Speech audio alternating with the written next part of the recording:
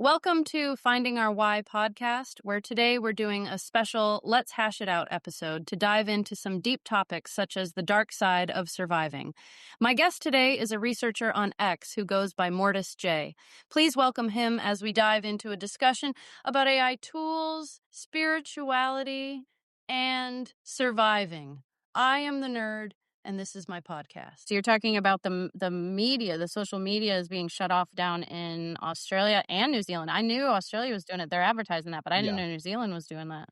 Yeah, well, I was under the impression it was like pretty much everything in the Australian Federation down there is all they're doing this as like a full swoop. Anything under 16, no internet access or very limited internet access. You're not going to be on social media platforms, basically. Wow. Yeah, which is like the best thing, honestly.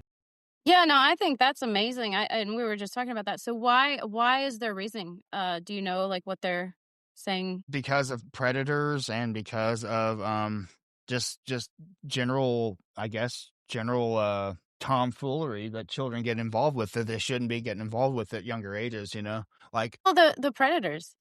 That was let's start with the obvious one, the predators, but like the internet is so convoluted now because it used to be you could identify people so much better. Now with AI, even you can't identify one person to the next. You could be AI, I could be AI. My camera's just grainy enough for you to believe it's not AI, but I mean, if it was right, if but I had a even good sometimes filter, they'll glitch out and you can't tell. Like, well, right, because you got the chroma key thing going on the green screen. So I mean, it's hard to tell. Right. But I mean, even without that, I mean, do you think that just because like we have a little taste of this technology over here that it's everything that you're touching and is new and is like current is 25 years old, everything, if not older.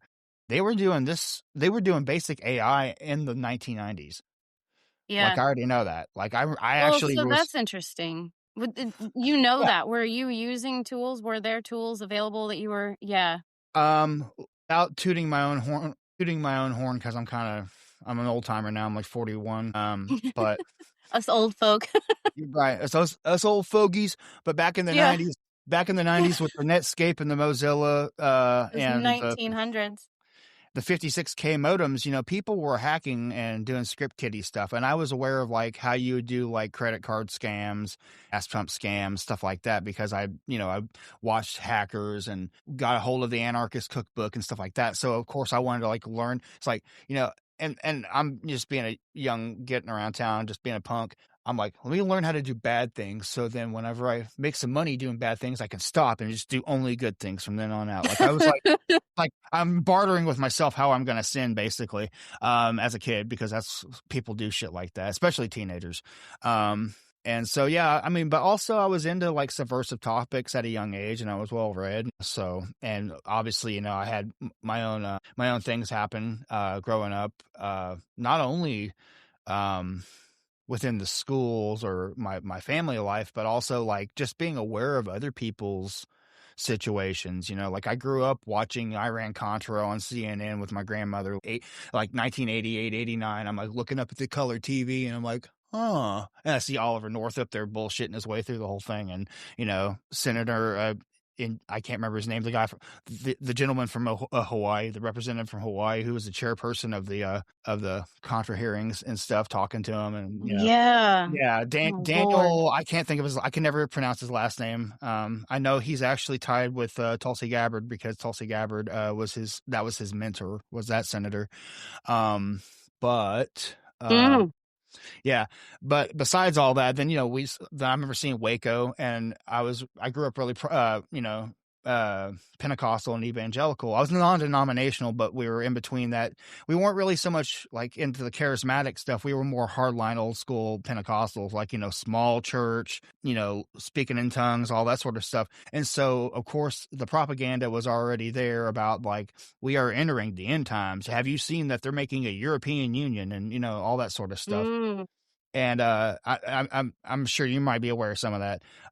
Funny thing of it is a lot of that stuff was fueled by an actual Doomsday cult that was involved with pederasty and other stuff. That's connected. What I mean, is that what they say as the Doomsday cult now? Well, or no, they're all Doomsday cults because what are you referring to? The early evangelical Doomsday cult would be Children of God. which Right. was Okay. right. And then they rebranded after a bunch of allegations because they were doing things like flirty fishing, or they were literally sending of age girls out to go, hey, meet up with men and entice them back to the church. Right. That's flirty fishing. It's the same thing as temple prostitution back in the Greek days of Gnosticism, where they'd have a dude dress up as a girl because chicks weren't allowed in temples back then, even in Yeah. Rome.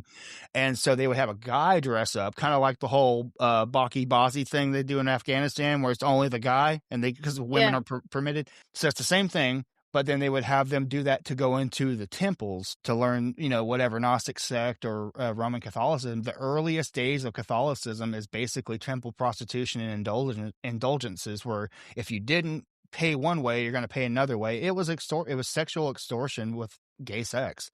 Well, it Like, seems like there's it no way to has say it like nicer. the Catholic stereotype of the Catholics and the little boys and things like that. I mean, so it's not like that And that's is Greek far from. pederasty. Yeah, Yeah. that started on Crete. Oh God, I had the dates. It's back in the Mycenaean era, like before that even. But that's where it started, was the island of Crete. That's where they've pinpointed it to, which is really scary. And there's some stuff too Wow. that like line up with Enoch that actually has a little bit to do with that, which I brought to people's attention before. And yeah, well, it's interesting. I'll look into it. Yeah, there's a mind block on all of that stuff. And Oh, and so so like much. when we talk about like MK type things, like I can understand that because I've researched things for a very long time, and I will find my notes from 10 or 15 years ago, and I was further ahead at that point and had forgotten some things now. And I'm Yeah, like, there's "Hold stuff I've on. forgotten too. Wait a minute. Like how did I know that and I don't remember it now?" Exactly. So there's Yeah. definitely like I can see that, but there's an intent. You can see when someone's intent is to try and do the right thing and they're forgetting something, or Yeah. someone's intent is to misdirect you from the thing. Obfuscated or Like, gatekeeping, exactly. Yeah, yeah. Like, I mean, yeah. a lot of times people will gatekeep because they think it's just too much, and they think that, like, they're not the arbiter of truth, but they're the arbiter of controlling what they have to like bleed it out. So you have to pace it out. I'm like, you can overload people. I get that. I've done that, sadly, because I'm a talker. You can tell. I can be like, oh, give me 15 minutes with you, and you're gonna start looking at, like, when you go buy gas at the gas station, you're gonna like look at everybody sideways like, what the fuck is wrong with everybody? Right? But and I'm not saying that to toot my own horn. I've done it so much. It's like, it's almost like a curse I carry with me. I give people red pill overloads, if that's what they call it, I guess. I don't even like that terminology because I think that's It's such a too psyop in itself, the right, Matrix exactly. psyop of red pill, blue pill, but I don't want to get into that right this second. But Yeah, I well, think that is a good one to get into. Let's pin that and discuss the Tom Althouse Matrix red yeah, pill, blue pill psyop. we can get into that another time for sure, but definitely you want to go back to it at some Yeah. point. The Um, predator aspect of what you were discussing, mhm, though, it seems like the predator theme has had a lot longer to develop. So they know the tricks and the ways and the stuff and the methods than people who have in the awakening aspect of it, seeing that it was a predator and not somebody that was trying to help them or a lover or something like that. And so I right. think that the whatever the entity is that keeps passing through predators and they keep coming out in droves is just so much stronger in understanding of its self identity, right? Well, It I mean, knows what it yeah, wants, it knows what it's doing, it knows its mission, it knows its goals, and right. Well, the I mean, it's predator aspect is strong. I mean, for me, you can take it a lot of you can look at it historically, and you can get down to the fact that there's like some kind of alternative consciousness that is alive, that is like somewhat symbiotic with human beings. This is going super sci-fi and very bland, very basic, not it's not really This is a adhering. lot like what Max Spears was talking about, right? With the black goo and the. But yeah, yeah. Well, I mean, I would take it a step further. It's a little bit older and a little bit more traceable. This is where it gets choppy for me because I come at it from like an eschatological and a biblical Christian background, where how I understand Christianity. It's like it's actually like made a lot of the Bible make sense to me, because I stepped away from it for years as a kid. I remember learning things, and then as I come back to it, like in the last 5, 6 years, just my general understanding of what scripture is like. That I remember I don't know what that said before. Like I would sit there and go, what does he mean? What does it mean? What does it mean? And I would just, Right. and then now I'm like, duh. And then I'd even use it to, now I would take that same scripture and then compare it to other things related. I'm like, no, it's a complete piece of thought. and it's repetitive through multiple books. And you're talking, what is it, like, 66 books over 1,300 years? Well, that's if you don't count the other ones that some people Right. don't agree with. Yeah, exactly. Yeah. If you're not counting the extra biblical sources and like the apocryphons and all that sort of stuff. But like, I mean, just talking about the basic, show my hick off here, the basic King James Bible. Yeah. Yeah. If you have just the basic, canonized Bible, you have like the complete thought through, 3 different continents, 1,500 years, 40 some odd authors, 66 books. I mean, come on, like that, there is no other book like that. So like, if you can't use that at least as a historical reference to base information that you find extra biblically out of, I mean, that's what science is based off. Everyone who gave us what is this new science we have? Psychology. Well, that's all based out of biblical concepts of like, of philosophy and it's, I mean, if just read Hegel. I mean, I'm not even gonna, I can, yeah, go read Kant, read Hegel, even read people like Nietzsche. Nietzsche was like, used a lot of that, to base his arguments, because he basically was super influenced by Hegel. But and Spinoza was a super Jesuit too, and Converso.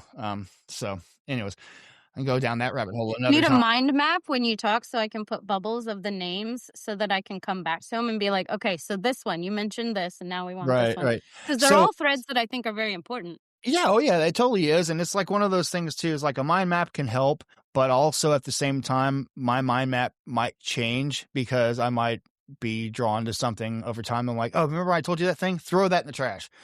Yeah. Yeah, Well, so that's human. So that's good though, because that's the like controlling aspect. If you're able to yeah, think for yourself and be like, I did think that, but now I think this because, instead of just repeating the same phrase that somebody else repeated to you back and forth consistently, right. that I think is where there's a problem, and we're training that out of people in many, many places. AI is training that out of people. People will copy paste an AI result. I will do it sometimes. I'll copy and paste an AI result because I don't have time to read it, not, Yeah. to give it in I mean, conversation, but just for a thing like a checklist or something.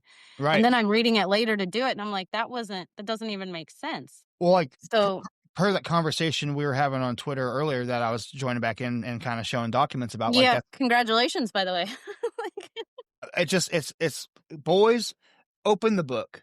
You can't read the book till you open the book. Open the book now. Look through the top letters to the yeah. bottom letters. Look through them again. Read it again. Okay, cool. That's a great argument. Now read it again.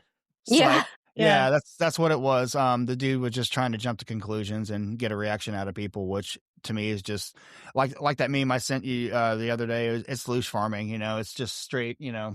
Sorry, I had a call there. Yeah. Yeah, it's just straight trying to, energy vampire people. And I don't like that because so many people do that. And when they know that you're intuitive, or they know that you have like, you're on the pulse of something, or your brain is like engineered towards a certain answer, and you're going to find it because, you keep coming back, clapping back with common sense. And this is reality. And this is what makes sense. And this is what's logical. And this is where the information leads. Then like to defute that. And this is like a leftist tactic too, a lot of times, where they'll just basically like, it's the whole like, what's that? There's an old Christian maxim about it. Oh gosh, believe it till you receive it, right? Or Yeah. yeah, Yeah. that's that one. It's the same. It's the same concept in Marxism and general extreme leftism, where they just, if a lie is repeated often enough, people will believe it. So it's a type of conjuring. It's a type of spell casting, because spell casting comes from the mouth, and so it's the same concept they would do there. And actually, man, that's another funny That's an rabbit hole to go interesting down. concept. Well, I Yeah. mean, just looking into Marx, like and this, I got it from a surprisingly weird place, and I'm trying to stay on topic, but I'm going to go on this tangent and then go back It'll to go the where it original. goes. We'll figure it Right, out. right, cool. But James Lindsay, if you've ever followed him, he is both applauded and hated on Twitter. Mostly because he was trying to talk about how education has been subverted for a long time, and by leftist Marxist things. He was the guy who came up with the whole gender studies controversy, where they were trying to like basically make something about like he was him and a group of other people at in a university were basically lampooning some DEI centric type dialogue and things that were being put out, and like, oh, these are new rules for the university, blah blah blah. And Yeah. we're gonna make an essay, we're gonna make a report, and we're gonna make a big findings summary thing, and we're going to use this as like an assertion to that we can change the law. And he just was going to lampoon it. And so the way they did that, I forgot, it was like something about dog parks. It was him and I want to say either Philip or Robert Prigozhin. I don't know, one of those weird last names. But anyways, if you just look up his Twitter, you'll see exactly what I'm talking about. Anyways, in his content though, he's went over so much. I mean, that's where I first learned that there really is no difference between National Socialism and like the fascist aspects of that and the communism that was going on at the same time. They're basically the left and right of the left. Right. Their own thing. Yeah. And so basically a dialectic within a dialectic. And some of his lectures are just like, I mean, when I found out that like well, not Gramsci, because Gramsci's Italian, but Herbert Marcuse was CIA. He was old OSS, and a lot of people don't know that about Herbert Marcuse, who's like this big civil leftist, thought leader, especially within education and stuff. And like Herbert Marcuse was saying, about trying to figure out how to like kind of Sovietize the Western education system. And he was one of the big pushers and proponents for that, for, critical race theory and DEI, which DEI was actually born out of the University of Oklahoma, if you can believe it. No. Yeah, that Judith Katz. Look up Judith Katz and DEI and University of Oklahoma. Her first 3 books were published by the University of Oklahoma at Norman, and then she moved to California. And she's actually kind of locked in with Jolly West and some of the UCLA stuff too. They have some crossover, but she's one of the main like 3 authors that led to the current DEI compliance stuff that you see all over the country. And it was basically born out of here, which to me is funny that a Jewish woman in Oklahoma, which is like a really big Freemason state, is gonna, it's like, wait, the right was enabling the left? Oh, okay. So it's really all a shit show, right? There is no, it's all one bird. Who knew? Right. Like the John Birchers are just as bad as, or the McCarthyists are just as bad as they're the same. Well, the left and the right extreme is extreme. It's if we can't think for ourselves, we're not going to get to solutions. We're going to get to profit for somebody. Right. It's team sports. It's if you get 50 black ants and 50 red ants and you put them in a jar and they coexist. And then you put the lid on and you shake them up. And then they start killing each other, eating each other. And you have to wonder, well, who shook the jar? Right. Who shook the jar? Exactly. And it's, when you think of who shook the jar, you think of our food, our schooling, our entertainment, our news, the things that pop across with these stupid circle jerk influencer fights and battles back and forth. Like, triggering the bot attacks are even triggering enough because you get a couple of accounts that just start saying stupid shit and your blood pressure rises and you start commenting back and forth, this, that, and the other. And it's like, well, that just distracted 25 minutes of somebody's day when they could have been doing something beneficial. If we can do that on mass scale to 8 billion people, man, we can really control a society. I mean, they started that in the 60s. I mean, when they started labeling people conspiracy theorists and started basically doing the early communist, the Chinese communist style of, the color shirts, well, you're a red person. Well, you're a black person. Well, you're, the color revolution stuff where that stuff really kind of comes from. Yeah, that was just, I mean, and knowing how to struggle session, that was Marxism straight up. I mean, So that's an interesting, you're good with words. Would you be able to lay out quickly for the audience of 2 that watch this podcast? Would you be able to lay out fascism, Marxism, the top thrown around ones at protests, what they basically mean, and like an example of who that is in real life today? Because when you just say, oh, well, that's just, so-and-so, or that was Stalin, or that was Marx, or that was whatever, nobody today understands that unless they've researched like you. And it's difficult to bridge the gap between people who are in regular public school and understand the history that they're poured into, which is not true. And then if they don't research for themselves, there's just nothing else. I mean, I could probably extrapolate one, kind of maybe pin one that maybe is like 70-30. It's not exactly all the way there. But what I can tell you is from what I understand just on Marx, just to kind of give you just a rough ideation of where his motivations probably lied. In the 1840 economic manuscripts, he's talking very much about how man is a social being, a social animal. And part of the reason why we have to change everything from the capitalist system to a communist system, a socialist system, is because it's supposed to be the utopia. It's basically heaven on earth. We have to create ours. Now, I can go back and tell you from one aspect of Marx's background that is a total Jewish mysticism background, because he grew up in that. And there's also some history between him and Moshe Hess about them when they were in Bavaria, starting out like in college, trying to answer the question of where is the Jewish homeland? Like, how do we get our homeland? How do we get our place? Just to summarize that, Hess said we should compel the nations of the world to fund us, to sponsor us. Marx's concept was it should be at the barrel of a gun. We should take it by force. So, and ultimately his ideology won out in the end, because Hess went back about 20 something years later and said, no, I think your movement's correct. And that's what basically gave us Bolshevism and then later unified communism. But so back on Marx's his motivations, he was super motivated by the German author Goethe, who wrote the play Faust, so much so that he even kind of like indirectly quotes, or he takes on the quote of Mephistopheles in there, where he's talking about how to basically get everyone to like how to get everyone within the circle of influence, how to change their mind to make them want to be socialist, to make them see the light, right? And the way to make them see the light is through endless criticism of all that exists. And that's the concept. Once you think we're done, we're not done. We'll keep going until because you can never be perfectly socialist enough. That's the problem with Marxism, is there's never going to be a 100% A-OK, excellent, you passed. You're never going to hit, there's never black and white checkers at the end. Because until nothing else exists, you haven't done your part as, a social animal to become, socialist man, to the whole Untermensch, Übermensch kind of concept, the Superman and the lesser man. Right. Right. Yeah. Which is Nietzsche right there.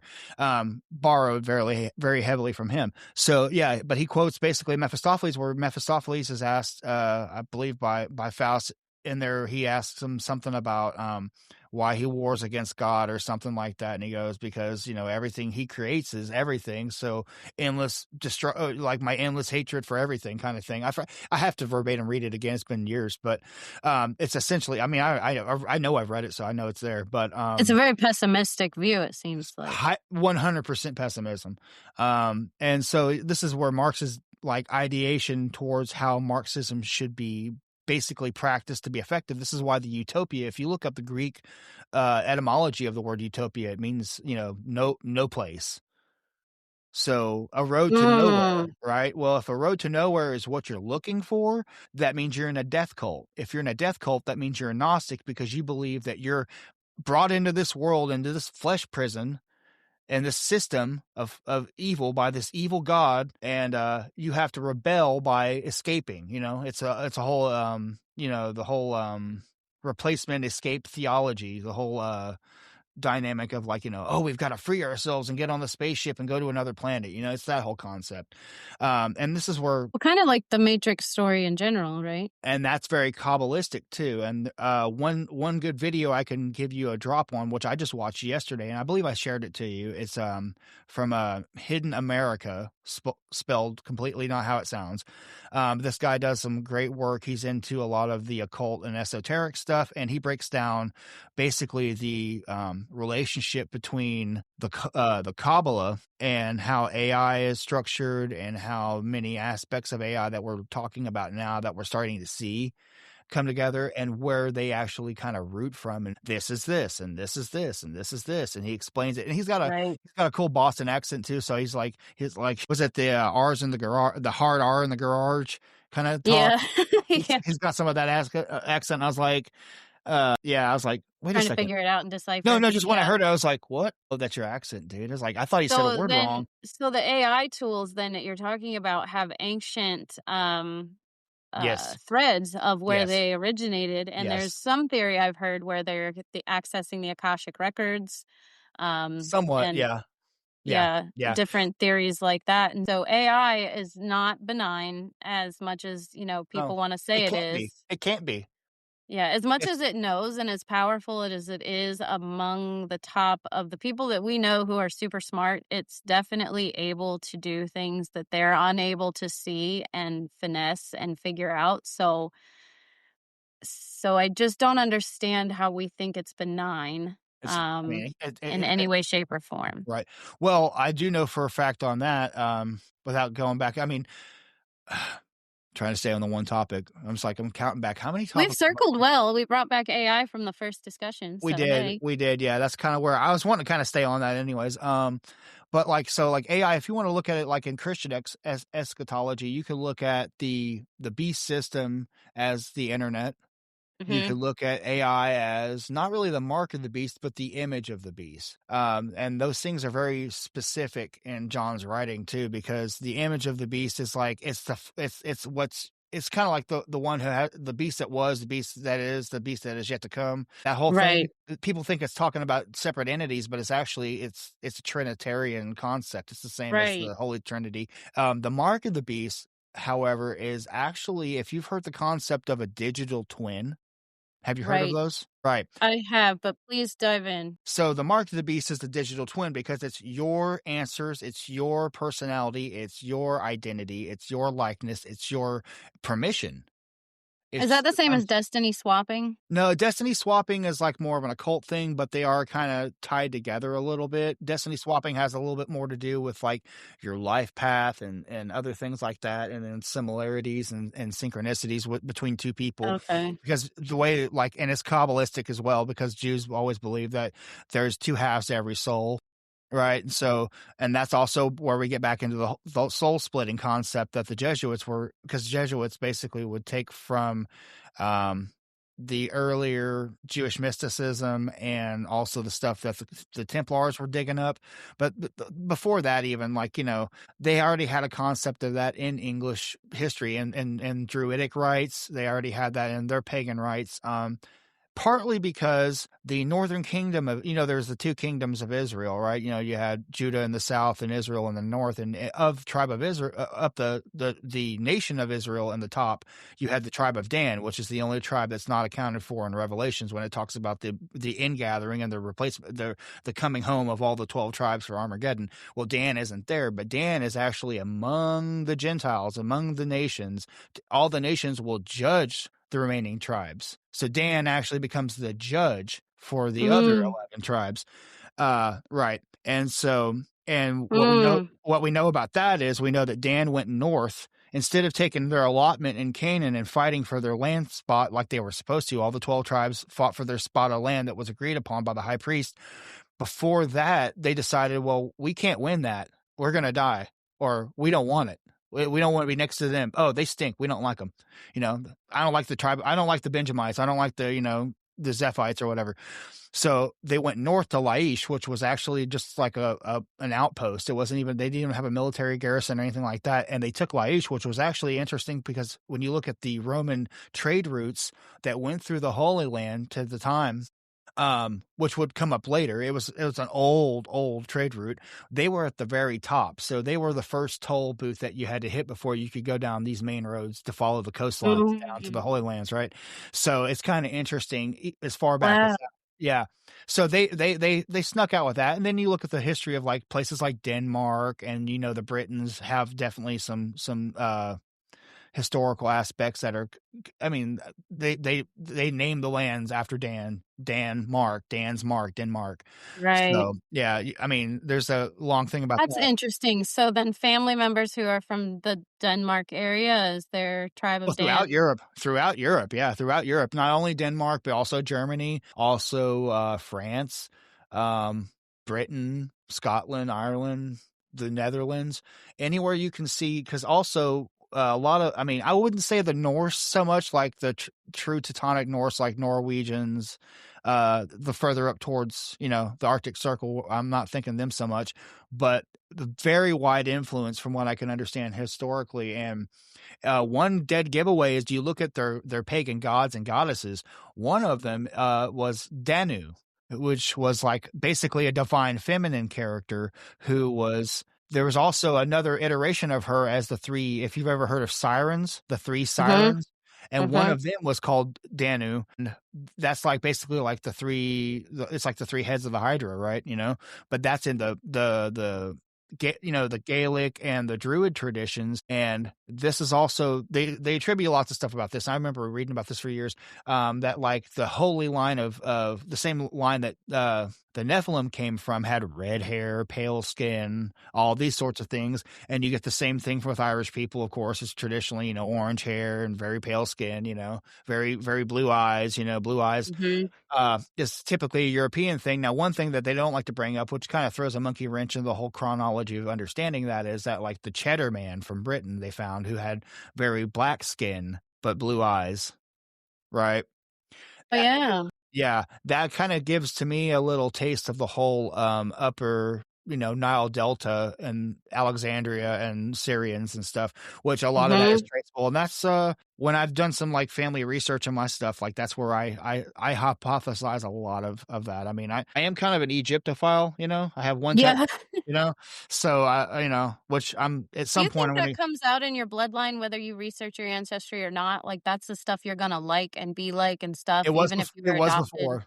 Yeah, it was Yeah. before. Yeah, I mean, I was into Indiana Jones movies before I understood what the hell he was doing, and just because it was action movie, but also I liked the desert, and I liked hot places, and I liked ancient stuff, and I liked funny writing, and yeah, I had a lot of I'm That's very interesting. yeah, it's just So weird you how it think worked out. then your ancestry, your roots, your do you think that we are recycled people for a mission, or do you think we are like an ancestral lineage of actual people that have come before us, or like what's the thought process on that? Because there's clearly a lot of genes that we get from people that we're not supposed to share blood with still. I mean, after 5 generations back, you don't really share blood. So how do you have those same genetic traits and things from that far back? It's under I think it's really understanding that the world doesn't go the way people tell it does. Like the way people say, "Oh, well, this migration pattern's incorrect." No, no, you don't know that because you weren't there. You're only Right. speculating to tell me that I'm wrong. So your guess that I'm wrong is as To good as my. control your profit narrative. Yeah, it's always about it's back to what you were talking about before about gatekeeping, obfuscating information. What profit does it? I was about to say that scripture. I'm not going to go there. What profit does the Smithsonian have from hiding skeletons from us? What profit did A Czar? lot. Yeah, what profits do people like Zahi Hawass have about hiding Egyptian relics from us and stuff? It's really interesting too when you look at Zahi Hawass's come up, because before he was the director of antiquities for Cairo, and he actually worked. He got his interim scholarship, I believe, through Edgar Casey's ARE. ARE? Yeah, the whole organization that Casey had set up for all of his readings. Right, yeah. So those guys are paying him. And here, you're going to love this. And there's a Scientology connection there as well. Of course there is. There's a Scientology. They're like the octopus. They're the connection to everything. You said it, not me. But Yeah. I'm not denying it either. But I think understanding who they are. There's a lot of that I think is part of that MK wall. Like, I don't know why Yeah, or what or how. I'm not trying to act like I can explain it, but I do know that some of us have a wall that goes up around us about only certain topics, and we can be so detailed on everything else. And all our walls are different. And that is so interesting to see, I think, because I think that's where some programming was intended. totally. Yeah, Um, yeah. and and somebody who I think blows up on the walls and then later is the one that dives in and finds the pieces. I often wonder what would have happened if they were allowed to go full bore when they wanted to and weren't stifled by an outside source. Like, what You would are that do to people, right? Like, what would that. that do for our collective consciousness of being able to be good humans and live on the earth and do what was our mission? Go be fruitful and multiply. I don't remember it being go be fruitful, make lots of banks and do all kinds of corrupt things. Yeah, Um, let's do things that dishonor God and, break his heart, and let's kill children, and let's like fund wars for people who didn't do anything wrong. And yeah, let's do all that. yeah. spread more death and destruction. Let's, because we already, especially if you believe, if you're a Christian, you believe that Jesus, had the keys to sin and death and basically broke them forever. So through him, there is no more of that. But no, let's make everyone Let's do it forget in that. purpose. Let's do it anyways and make everyone forget about that guy over there. Oh, he's not going to do anything. Yeah, go to church, go have Because fun, blah, it's blah, your blah. natural right. You're allowed to sin. Yeah, but also, You're yeah, born oh to. yeah, yeah, yeah. They love that one, even though it was a trick, and even though it, Deception, the original deception. the original deception, it was basically just throwing mud on the mirror that we were of God, anyways. So Well, wasn't that, I mean, I don't know if you listen to the Masters Mayhem podcast, but the Masters Mayhem depicts the Garden of Eden story with the serpent as like Lucifer being a man that was gorgeous and um how do I put yeah, this for the, all of the the, audiences it's here, it's but just you the know what I'm serpent, getting at. yeah, the And serpent so seed type of thing. Yeah, yeah, and so exactly. Yeah. that's where the serpent seed discussion topic comes from. And that's such an interesting topic because I think there's so much hidden around that topic anyway. Well, I mean, Whether it's it's in there. It's in there for sure. Like we know it is because yeah, he says, your seed will be, uh, you know, will be at enmity against the woman's seed, which right. is basically means lineage. And the whole purpose for Christ showing up the way he does, and the reason for why Jewish exclusionism is, and why they had the dietary laws, and they had all these laws that forbid them interacting with Gentiles, because they did over and over again. And then every time they did, they went to some foreign god that they didn't need, even though their God told them, hey, that's a bad one. Don't go fall and worship them. And then they go do it. And he goes, if you do it, you'll be cut off. Okay. I guess now your tribe over here is going to have to go kill you. Right. Because it was, for one, it was trying to deal with the whole Watchers thing and the whole, which is, I mean, the entire story of the Watchers, and even in my opinion, the fall of man is really because Satan knew this was going to be the plan anyways. That Adam was the prototypical Christ. He was the first iteration. He was the first image of God. And so that Christ has to show up through Adam's bloodline, through the covenant of Adam's bloodline, the promise, because the covenant was between Abraham. That was the promise for all people of Abraham's people, which are numerous, like the sand on the beach and the sea and stuff, right? The salt in the sea, so they say. Yeah. But the specific bloodline is important, and that's partly why, why Cain kills Abel. Right. That's partly why there was the The woman. original predator bloodline. Yeah, why the woman was corrupted in the first place, because you notice, if you read carefully through Genesis, and you can read different versions of it and stuff, but the closest I've read, and like the English Standard Version and stuff, and even the older ones in the King James and stuff, it's pretty consistent, is that God makes man and tells him not to eat of the tree.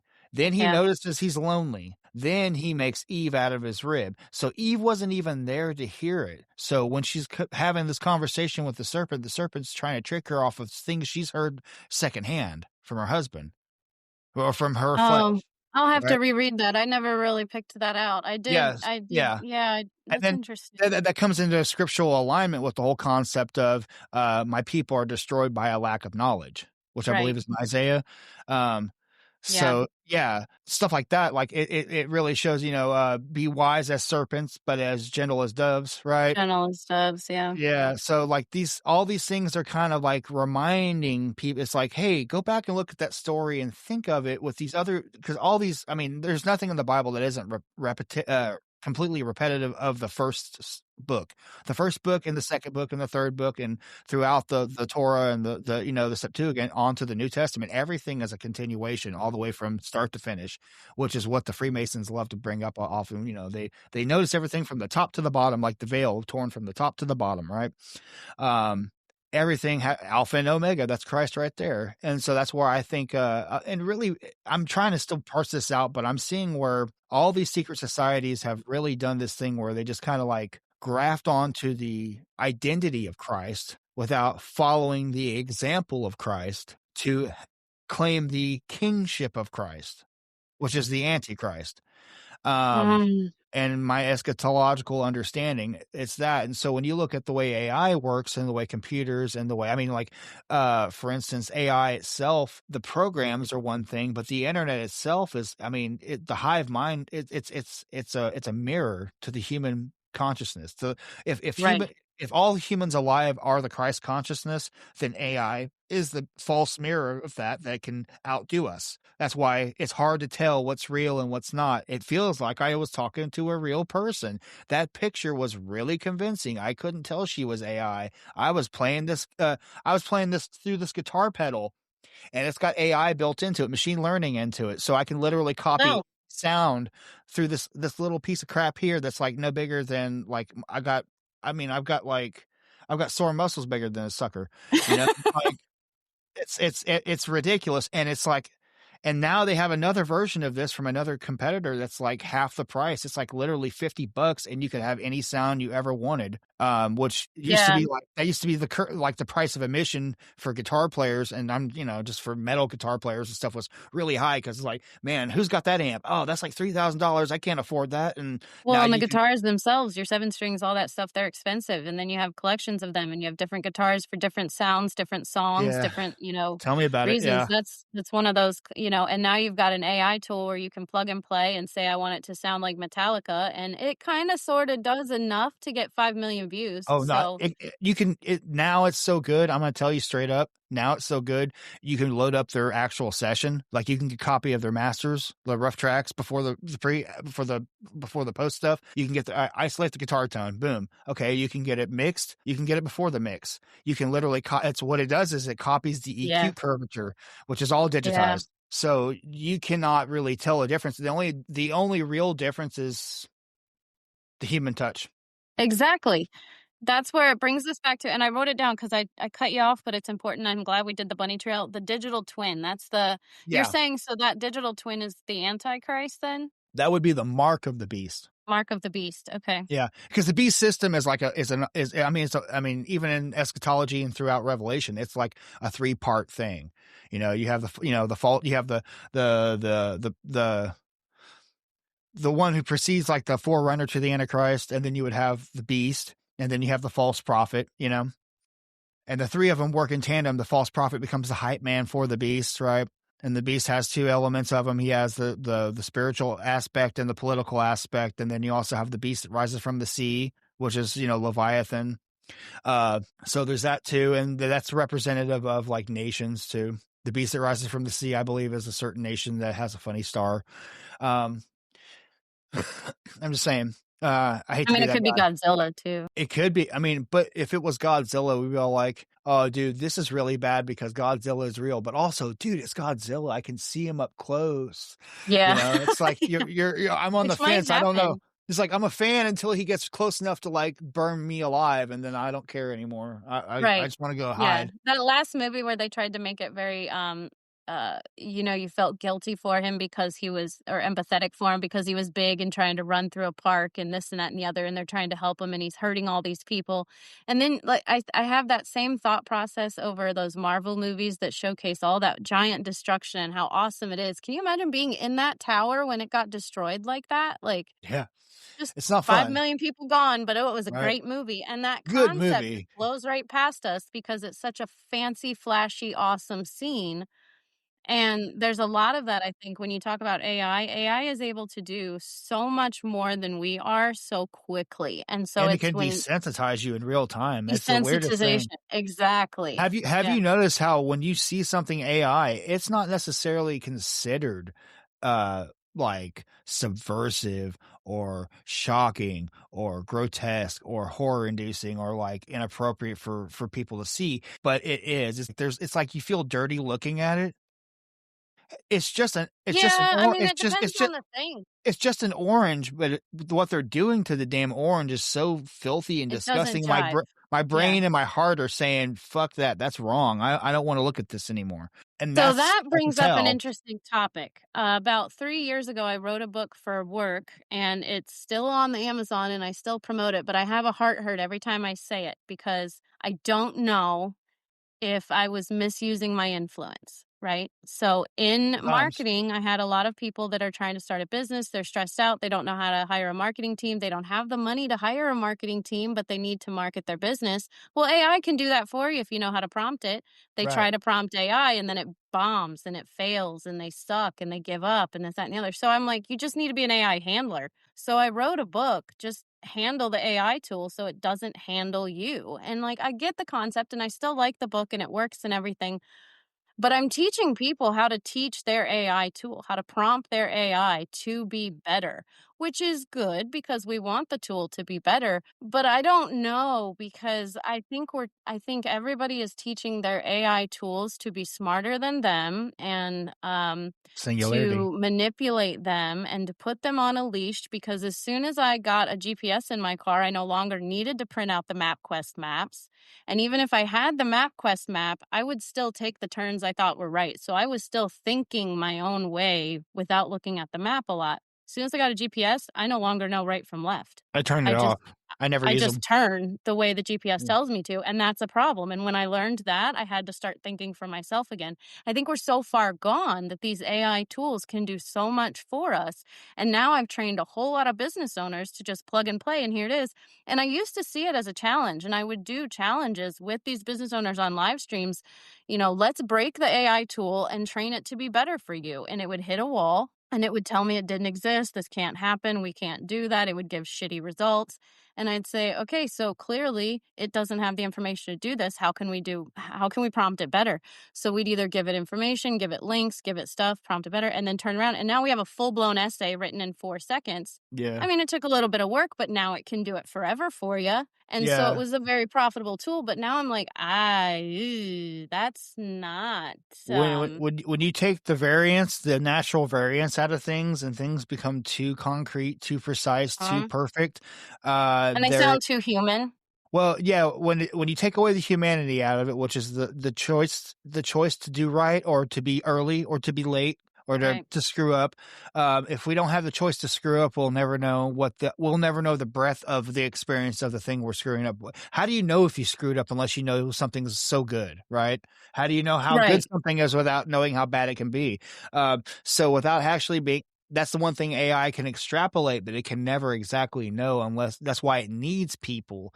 And this is where it gets creepy, because in my own specific, so like what I've realized about AI is that it literally is a manifested machine of the same thing that non-human intelligence does. If you look at the way non-human intelligence works and what's reported, see, this is really funny because it's pseudoscience, because it's not exact. It's not really, though, because the government's aware of it. It's in congressional hearings right now. So people think, oh, well, that's spaceships. No, they say it's extra dimensional.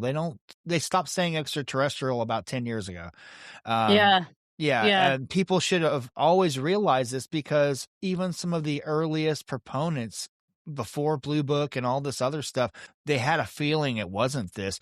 The government literally approached Jack Parsons in 1950 and said, hey, you remember that thing that you did out there a couple of years ago in the desert? Yeah, we think you opened a portal. Do you know how to close it? Yeah. He was like, I don't think you can. Sorry.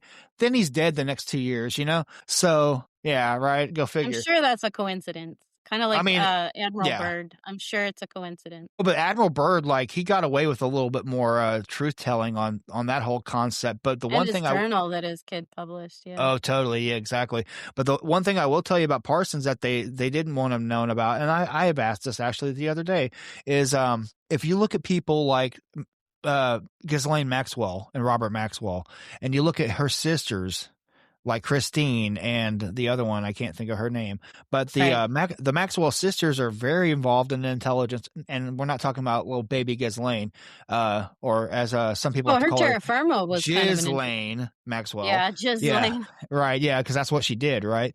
Who has a health condition and can't have sex. I thought that was of course. Yeah, that's really, it makes her like the perfect person to run a Mossad op. But anyways, right? But no, the funny thing about like Christine and Isabel Maxwell, that's the one I couldn't remember, is I don't remember which one it was, but one of them was married to Frank Molina. And if you know much about Frank Molina, he's involved with Meyer Lansky and all this Jewish organized crime. Well, funny thing about him is he's a connection to Los Alamos and to JPL. And Frank Molina was rubbing elbows with Jack Parsons back in the day. So that means two of the one or both of the Maxwell sisters were, and that means Robert Maxwell was aware of what Parsons was doing. Why is it that it was later leaked that Parsons had a had communications about plans to move to Israel. This was in an FBI 302, that Parsons was planning to move to Israel to start a new job. And that's Ooh. part of the reason why he was leaving JPL, and because he was a government contractor, so they had to place his movements. And you remember before he started JPL, which they always call it Jack Parson Labs, but it's Jet Propulsion Laboratories. He actually had worked for Hughes Aviation partly too, because Hughes Aviation was part of the Manhattan Project. And so when he got to work under Howard Hughes, magically a bunch of documents went missing. And they're like, damn it, Parsons has those. And so they start looking for him. And that's around the time that he kind of goes off and does his whole Agape Lounge thing. So they're tracking him. And that's part of the reason why the FBI is investigating him in 51. And then like 52 or 53, he blows himself up. Wow. Right. What a timeline. Right. And then there's always speculation. Well, was he trying to do another Babylon working, or was he trying to do some kind of Alamantra thing? He actually supposedly, and this is totally like conjectural stuff because I don't understand it, if it's true or not, that his last words were, something went wrong. I don't want to die. And then he dies in the ambulance, right? Because he blew himself up to 100 pieces. Whoa. Yeah. But what happened was he had a bad nitroglycerin, and he had boxes of dynamite everywhere, because that was his shit, was propulsion and jets and making devices and stuff like that. So he was already he was a hobby bomb maker, as long as also being an occultist. But there's arguments that the mayor of Los Angeles and it was either Los Angeles or San Diego, but the mayor and the chief of police were both very high level Masons. And they were probably aware of what he was doing, because if you look at the OTO and the structure of the OTO and, Thelema in the first place, that's a very big Masonic controlled situation there. And then along with that too, people say, well, what about Rosicrucianism? Isn't that Jesuits? And it is actually Jesuits, but the Jesuits are kind of on top of all of those. Like the Order of the Rosy Cross kind of comes out. They wanted to hijack it. They're supposed to be in opposition, but when the Order of the Rosy Cross shows up and then becomes Rosicrucianism in its own little like Gnostic field over here, they actually grab a hold of it through their power of the Catholic Church, and they use it to kind of keep Protestantism at bay in Bavaria in the 14, 15, 1600s or whatever, clear to the 1800s, I think. But, they're trying to keep a monopoly because the Catholic Church doesn't want Protestantism to flourish throughout Europe, because they already had a iron grip from the Crusades, right? Mm-hmm. So they're wanting to keep everything Catholic. And it comes down to that. Now, why do they want it to be Catholic so much when we're both, we're all worshiping the same Jesus? Well, that gets into another argument and another story right there. I don't have time for it today. But yeah, that whole thing is just really interesting to me. So when you look at like how AI works versus how like these NHI things go, I mean, they demand worship. The AI demands your interaction. You have to interact with it for it to work. It doesn't. What is your query? What is your query? Is there anything else I can help you with? It's all prompted to get its head up your ass and never leave you like alone. Social media notification. Bingo. Social media we already know is DARPA, and that's LifeLog. LifeLog goes offline in 2004, the same day. And Facebook pops up, exactly. Right? And Tom is sitting there with his smiling at nobody, and it's like, where did everybody go? Yeah, right? Which we all had in school. And then I was at a Bible school, and we went to a Campus Crusade meeting, and they did a giant discussion with a big old printout board of a Facebook profile, and someone was walking on stage with it, and he had his face in it like he was the picture, and they were talking about how cool it was that you had to promoting one it. of these. I remember saying to somebody, that's dumb. And he's like, you should get one. And I only did it because of peer pressure, because they all had one and they were chatting. That was 2004. So I've been giving all of my information and thoughts to Facebook and Meta since 2004. And there's no danger in that at all. Like, I'm just, that's just fine. Now we log into everywhere, including banks sometimes with Facebook, and that's just fine. Mm-hmm. Use your Google, use your Facebook. You started this out with like AI. And I think it's been around for a very long time. They're just giving it to us now. Right. Well, like we know for a fact, as far as like the non-human intelligence aspect of it, and we know about the stories of ghosts and we know about the stories of like, abductions and stuff. And we know about the stories of demonic interference and shadow people and things like that. And then sleep paralysis and stuff like that. And these are other rabbit holes I like to go down on another time. Yeah. But, cause that sort of stuff, I have personal experience with it and I have a lot of great thoughts about it. And I'm sure you do too. Yeah. But what that It's really to good. me, what it is to me is it's basically like you can imagine this phenomenon or whatever this is that we don't know that's supposedly going to get disclosed any day now. What that is it's farming our engagement. It's farming our attention. Yeah. It's like loosh farming. It's exactly going back to that, which is, the same thing that the National Socialists looked at it as too, when they the concept of vril and that whole thing about, it's kind of similar to that, because those are all, and funny enough, those cults are put together too, because you look at the Raelian cult comes out of Germany around the same time, and the Weimar Republic, and that's also connected to Scientology as well, which is also connected back to Thelema, divine feminine worship, Inanna Ishtar. God, what's the one they like to say? Some people like to say Hathor. Other people say Hathor. I like to say Hathor because I'm from Oklahoma. I say one word together. There's another researcher who always talks about maybe it's another Hathor. I'm like, dude, stop saying it that way. Like a plethora. Yeah, because like in Egypt, their whole thing is Kemet, it would be the original name for Egypt. They didn't have Egypt. That's a Greek word for Egypt. So everything is like a hard syllable and then the rest of the word. Hard syllable, rest of the word. That's a lot of it. It's a lot of broken words. And so their goddesses and gods are the same. I mean, you had, Atun was Atun. Just straight up, and it was very, easy. So everything's broken with an apostrophe mark. But yeah, which is how they hide things in our common stuff, because you can call out the names of demons by just accidentally sneezing in a cartoon. Oh yeah. Well, one of my favorite ways of not realizing that you're using a demon, but using a demon, I got a great example. That. If you can see it. Oh. But yeah, circuit board. What? Plain Jane circuit board. Why? Have you ever looked at sigils? Occult sigils. Go back and look at occult sigils. Draw them, and I didn't know why during the GATE program classes. Yeah, it's really. Oh, she's going to have a great job one day working for American Defense. Making our bombs and our guided missiles and stuff. No, what you're doing is learning how to make demonic sigils, so you can become basically, because what you're supposed to be a vessel. You're a really nice Coke can. I'm a really nice Dr. Pepper bottle or whatever, and we're supposed to just have whatever wants to jump in there, be in there, so they can use that and get things out of it, which they're trying to do now. That's the whole idea of like metamaterials and nanotech. Is did we develop that, or were we given that? Well, the one lore says we were given that by aliens, but the other one says that there isn't really any aliens so much as these things just show up in this field, and we take people from certain families that score really high on certain tests and have little, examples of their abilities or whatever. And we think that's a good candidate. Let's try him, or let's try her or whatever. And let's go take them out to the field and put the thing in their hand. And if it turns into voidless dust that blends into the background, well, then I guess they weren't the one. Or if they can hold it and they know what to do with it, then we got an operator, we got a metamaterial, we got a new technology for free. And so what's the problem with selling our souls to it?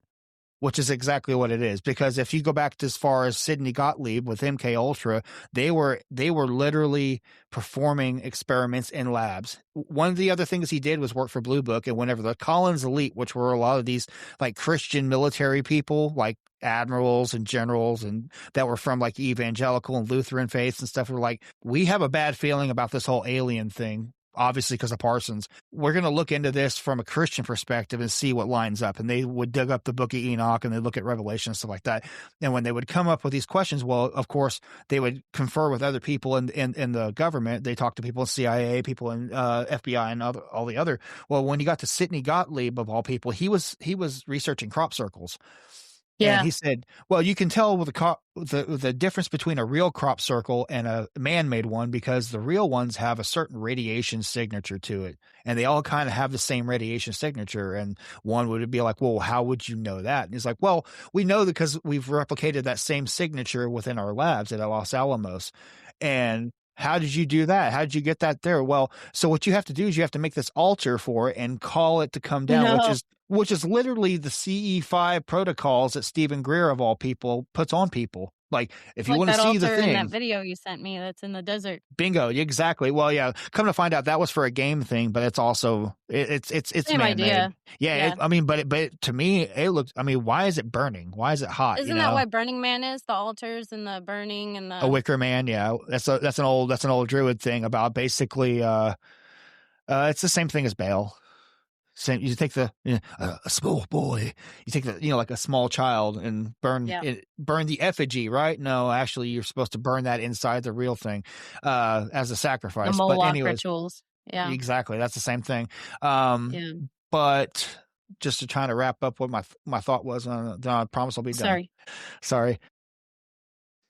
No, but yeah, that's what they're doing with that sort of stuff. And it's funny enough, too, that I bring up Stephen Greer, because Stephen Greer, I didn't know this until the other day, was actually funded by the Rockefeller Institute. Yeah. There's a lot of shady shit around his name. Yeah. It's like, oh, I'm a medical doctor, blah, blah. It's like, yeah, but why are you telling people in Texas how to pray to sky daddies to see little where's Bijou at, dude?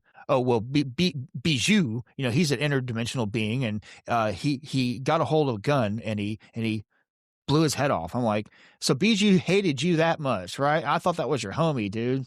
You always be talking about Bijou so much. I was like, whatever. It's bullshit. Yeah, there's a lot around that. There's a lot around that one. That's a whole topic. There's a lot of jokes. If you ever follow that Chupacabra guy on X, there's so many jokes. Oh. Like, he even did an AI series called The Whistleblowers that has all the Diana Palucas. Funny thing about this, I didn't find out about this till last night, but Diana Paluca was actually doing some research towards the disclosure thing with Rep Luna and all these other people and stuff, that are involved with the whole NHI disclosure stuff. And she was trying to get some documents so she could do some further review for the declassification stuff. And one thing that she was blocked from reading was apparently the FBI and the CIA have a long file on the Knights Templar. Why do they have a file on the Knights Templar? We're talking about the Central Intelligence. Small. We're talking about local. the Federal Bureau of Investigation. Wow. And we're talking about the Central Intelligence Agency and the NSA, the National Security Agency. Read that file. Why do they have a 400-page file on the Knights Templar? And why the fuck is that hidden and classified? What clearance is allowed to read it? Who's had access? I don't know, but I know that the alien researcher Diana Paluca was trying to look into it, and she saw that was available. And can I have access to that? No, you're denied. She was denied of that one. That's intriguing. And why our government has such a foothold on that, and then at the same time they don't want to talk about some other concepts. There's some concepts around Ohio and Michigan where they have there's one specifically. There's a pyramid structure, starts with an R. I want to say Raleigh, but it's not North Carolina. It's towards Ohio. Romulus or something? No, not Romulus. It's RE something. I'll have to go. I can send you the link, or I'll send you the post I saw of that. But basically, it's part of a ley line with the Egyptian pyramid, and also shows around the time table when they dated some of these mounds, because there's a mound cemetery. Yeah, Racine, Wisconsin. Oh yeah, Racine, Wisconsin. Yeah, I knew it'd come back to me. But basically that there's evidence of possible early. I mean, a lot of people looked at the Vikings coming through. We know Eric the Red supposedly came through as far as Missouri on the Arkansas River and went back up and went back out through Greenland and everything. But what we don't know is if the Templars made it to the New World before Columbus did. Sounds like it. Yeah, well, I mean, they split up in 1300. Well, Columbus was a facade anyway. Yeah, I mean, right. That whole thing is a facade. Yeah, a lie. He was running to not get killed, basically. Oh yeah, let me jump on this ship and plan a voyage. Just De Soto did so much of a better job, and he didn't even make it back either. Columbus did, which I found was interesting. That in Antarctica they named something the Nina, the Pinta, and the Santa Maria when they were doing research there. I'm like, ha psyop on psyop. That's fun. The Armada. Yeah, but right. Yeah, I mean, I got so many stories about armadas and that whole thing too. That goes back to Templars too, where you get the whole concept of skull and bones and the crosses, because that's the privateer symbol. There's a reason why the SS also uses skull and crossbones too, because that means it's the head of Adam. So it's a secret society tell that we're Templars. So anytime you see skull and crossbones, East India Trading Company, any of that jazz, the privateers, the mercenaries, the Eric Princes, to go back to my original topic there. Yeah. Anytime you see privateers, you're talking Templars, homie. I mean, that's just what it is. Yeah. And yeah, I hate to say it because it's good. People will be like, "Oh, how do you get there?" It's if you can't read it, you're not going to see it, and you're going to read it eventually when someone tells you the right way. But Well, and yeah, their whole goal is to stay hidden in plain sight, so it's not like it's gonna be easy to decode just by scrolling through Instagram. well, now they're back. Now they're officially. I mean, as of this last year, they're back in the Vatican, so they're doing away with Opus Is Dei, that and they're what the bringing. Jubilee was about with the opening of the, Bingo. You got it. Yeah. Well, yeah. it was before that. It was like 3 months before that. But they announced basically they were reforming the Knights Templar Order, and Opus Dei, the Vatican Yeah. bankers. Yeah, they're going under. They're basically going to Thought get that was pretty absorbed. bad news. That Yeah. nobody talks about. The CERN thing, people just make fun about, and I'm like, "No, there's more to that story." There's And so much and about and pretty CERN, I much could anything tell. that Dan Brown wrote a book about, there's Yeah. some truth to it, and people won't talk about it legitimately. Well, because they look at him as a fiction writer and they look at him as kind of a liar, because a lot of his stuff it's the same argument a lot of people would give someone like well, no, because that's a bad example. But all right, so like someone like Annie Jacobson, let's use her. She's Mm. kind of shady, right? My personal opinion, her and Tom O'Neill are like basically they're just gatekeepers for this shit, because they won't go as far as it can go to really give you the Right. scope. So they're definitely gatekeeping. But I will say with Annie Jacobson that she does bring an element into some of the stuff that she's read about, like Area 51 and about Mac v. SOG and Vietnam and Project Phoenix and stuff like that. But like that's what they do with Dan Brown, is they kind of like they take all his good qualities and they find like ways to keep him in a box. Oh, you're only a fiction writer. We can't. Well, Well, this yeah, is he's it. fiction and he's destroying the Christian faith and he's causing Christians to, stop believing the Bible and he's conspiracy theorist and he's I all mean, these things. I was in Bible school when that came out and it was yeah, like, how I remember dare that. you be interested in that? Like that Yeah. is the worst thing you could do to this college campus is to read that book. Well, the interesting thing too is that, like, because the concept, the Holy Blood, Holy Grail kind of thing, like where they talk about the Holy Grail being Mary Magdalene and how she Yeah. escaped to Europe and how the Mergravinian line is from Christ and all the other. Well, like, that's not like even I mean, they try to like basically line that up as like divine feminine worship, Marian worship or whatever. And the Bible's completely against Marian worship because, son behold your mother, mother behold your son, that whole thing. Like she can't be deified. No one can be deified but Christ. And that's the ultimate Christian, nail in the coffin for anything. It's like, well, I didn't see Jesus do it, so it didn't exist.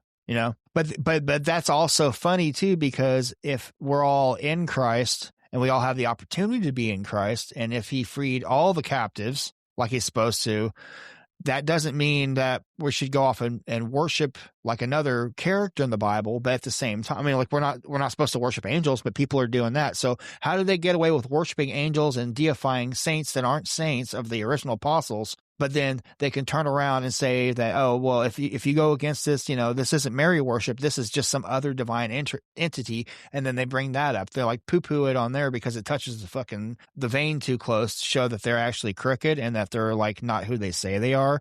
I go very far with the whole like Cardinal Vigno thing that Mel Gibson brings up often about, an alternate timeline, a subversive tear sewn into the vine work of the Christian church. Because it's very apparent that's what happened. There was an alternate church constructed in Rome, and that was grafted in to oversee the real one. And that's what we're Right. And saying that's is that going to verse stop. that everybody talks about why we need to support Israel and the grafting of who we are and this, that, and the other. And There's a it's, spiritual. it's They, just they a don't. misread verse. Yeah. That's the biggest problem with that, is that people will never get that down as long as they have a bone to pick. As long as, I mean, this is also where I get into the whole my own ire about like just racial divides and stuff like that. The whole Tavistock, the eugenics, which means good breeding, which means righteous breeding, which actually comes from that whole holy bloodline of Christ mythology. So the Mergavinian line is what gives you eugenics. Eugenics is what gives you scientific racism, which is also battered into the whole, only good white Christian people do like this. It's like, what about Ethiopians? I don't see any of y'all talking shit about how Christian Ethiopians are, because they would fucking mop the floor with y'all. Seriously, right? and they do. Anytime that is brought up. Exactly.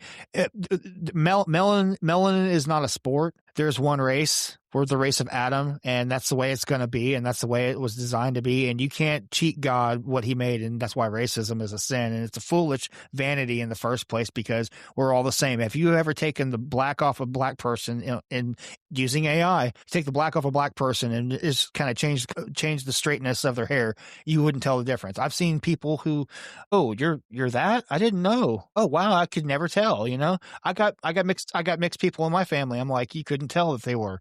But so it doesn't matter where your nationality is. It's really what comes down to what you believe. And we all want the same things as human beings, because we all kind of descend from the same innocent place. And that's one thing Christ taught, was that unless you be like these little children here and be wholly innocent, you won't enter the kingdom of heaven. The human race. That's what we are. That's exactly why it's important to understand these groups and how they subvert reality and create our own tribalism, basically, because, we need to protect children. The one thing that Christ does talk about, that he's very violent, he doesn't cry out in pain until God's gone, and that's whenever he tears the veil, but that's because he's giving salvation to us. That's the only time he cries out, my God, why have you forsaken me? That's for the 3 hours thing, right? That's another fascinating thing to talk about. But one of the things I noticed about it is that the only time in the Gospels that he talks anything really hateful or mean or violent is if you cause one of these to stumble.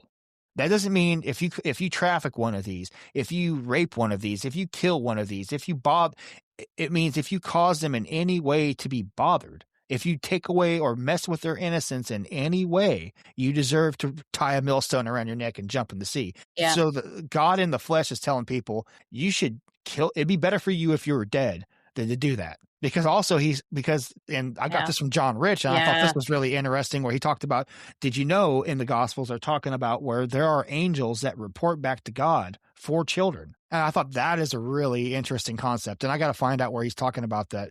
But because he mentions a verse or whatever, but like just that whole concept alone is like, people don't understand that there is an ultimate good, no matter what you think or what your mind has been conceived to believe, and we all inherently know it, because if all it takes is you to see a little child and want to be nice to it, or not, or you can connect with your own childhood in another child, which is what a lot of people have to do, because we're all so flawed. To have that empathy, that's the meal deal right there. That's everything you need. You don't need a damn thing other than that. And that's what we're here for, is for protecting that and to make sure they grow. That's why we're here. That's the whole concept. We're just a mere reflection of what's already how we got here. We're repeating. That's the only cycle that's supposed to happen. Everything else gets grafted onto it and just throws people. Absolutely. Yeah. So I mean, I could go on for days about that. That's huge. Yeah. I mean, no, but I think that's it's a good important. spot to wrap it, so that we can pick right up there next time. I think that is a beautiful spot and a beautiful message too. Cool. Thank you for chatting about that. I appreciate that. Yeah, and did you? I know you were talking about, you kind of wanted to get a rant out. Did you get much of a rant out, or did you? Yeah, I got a lot of the energy out. I was trying to spit into text messages on the Twitter, so I think it was much better to do this than to reply back with thumbs. And just to wrap that up too, because let's see, I can say this too, just to tell you about this. Yeah, I'm gonna tell you anyways. I'm gonna be late today. It's whatever. It's whatever. I work for a school. It doesn't matter. The kids are gonna be like, oh, the janitor isn't here yet. Oh, it's whatever. They don't give a shit. They're already home right now. They don't give a shit. No, but like that guy. Speaking of that, some people, I swear, just some people got to argue, man. That's really what it is. I look at who argues when, how many followers they have, and what they've posted recently. And not that followers matter, right? But if you are doing something of substance, then your followers are going to be natural people and they're going to grow. And if you are consistently under 50 and you post a whole bunch of shitty stuff that doesn't make Then sense, you're a then stalker. you Yeah, probably seem like a bot account. The first one that started messing back about that topic, which I don't understand why you'd have trouble with parents being concerned about that happening in the school. It's because one thing if you your were like children don't on belong to that. you. Your children belong to us, and we get to have your Right. children. It's a Yeah, weird it's a really weird thing to stand up for that. Especially it's given the fact that like, maybe I shock valued and said it was a porno or something, but in any way, shape, it, or form, it the was an ad. children It was an in the advert. It user, was a streamed advert. It was a softcore advert for it. I mean, like, oh well, it's a an Japanese game adult show. website that It's like, ran it. yeah, let me see what videos are connected to that video that they were advertising this game show skit for, because the Correct. game And show is going to turn into yeah, the real deal at the that's end. the groomer pipeline, right? Because you Right. talk about how, like, the grooming happens. It never comes out the gate like, "Hey, here's a porno. We're gonna, like, inflict this on all of your children." No, it comes out like little threads at a time. Let's get them interested. Let's get them okay Yep. with it. Let's make them all right. And that is not something that we can just be, like, okay with. And And when it, parents give an issue over something and people go, "No, it's not an issue. You're over." I have trouble with that because me we're too. just trying to Yeah. protect the children en masse. They're not even our children. And you want to say there was nothing wrong with that, even though there's Exactly. screenshots of children saying, I did not feel comfortable here. Right. I know. My big takeaway is in it, and I don't know. Like I'm not a great person. I've had up and down. I've had some problems with viewing material like that. I'm a dude in my age range and like my situation or whatever. Like I kind of like you just. I've had problems with it before, so I'm kind of been like parallel aware of like the Yeah. pornography industry. Oh, yeah. Yeah, and I do know for a fact, like the way, and I've even read about this, you can find this in other sources about it, that they used to market pornography somewhere in about the middle 2000s to about middle 2015, 2016 as direct, like what you would think most people would be like, oh, just, bam, get into it, right? A lot of them started out straight up, like full on nudity, first frame and everything. Now they're catering to younger audiences. So they are doing like a story setup like they used to do in the 80s. If you remember those in the 80s, it was the pizza man and then there's a whole conversation and then it starts getting a little Oh, intriguing. And so now they're doing things like I that, see. but So now the they're trying to, grooming aspect. so they're definitely doing the whole grooming little cosplay bit, the scripting, the grooming scripting in the very beginning before you get into the like hardcore stuff or the really Right. exploitive stuff. And they're doing it that way because they are now having to garner newer followers, younger followers, and following millennials and Generation Z and stuff like that.